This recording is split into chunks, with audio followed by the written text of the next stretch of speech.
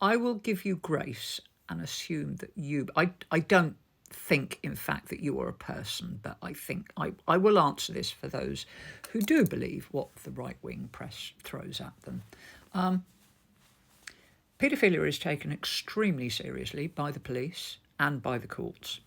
All offences, no matter what they are, have what they call levels of offending, and if people have a good record. So, for example, Hugh Edwards, he was not jailed, not because of who he was not jailed because he was a lowish level of offence and he had a clean record. Up until that point, he hadn't appeared under anyone's radar. It is hoped that he will never offend again, and this is hoped for many people who are given suspended sentences and not actually locked up. If he does it again, he will go to prison. There is no doubt about that. It happens. I have known of people who have, obviously, the first time they've been caught with thousands of images. They don't go to court the first time, but if they get caught a second time, because people will be watching them, they will go to prison. And they do go to prison. So paedophiles do go to prison all the time. But maybe you don't understand why Yaxley Lennon has handed himself in. At the moment, he is wanted for contempt of court. Now, he was taken to court there was a young Syrian schoolboy who was filmed, I think, in 2018, being beaten up at school. Yaxley Lennon decried online that the boy wasn't innocent and that he had beaten young English white girls black and blue. This wasn't true. This wasn't true. And he was taken to court. That it was so bad, he set an online, mob on this poor lad so that his family had to move and relocate. And the effects of that, like the court said, will last him forever.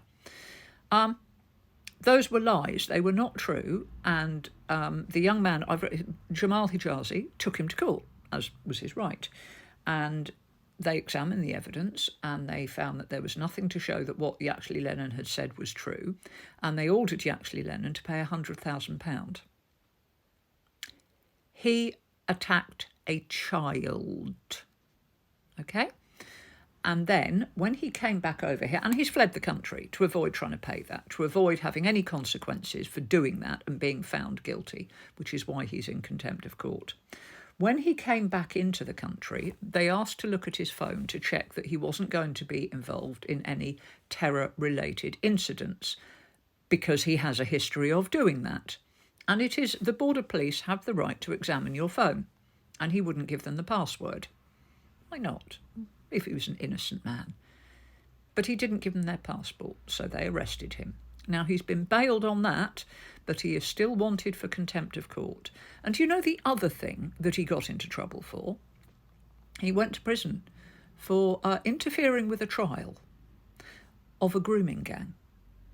And by his interference, he left it open so that those men who were on trial for sexual offences may well have been able to get off, because their barristers would have been able to claim, quite rightly, that Mr. Yaxley Lennon had prejudiced the results of the trial and they were entitled to a new one.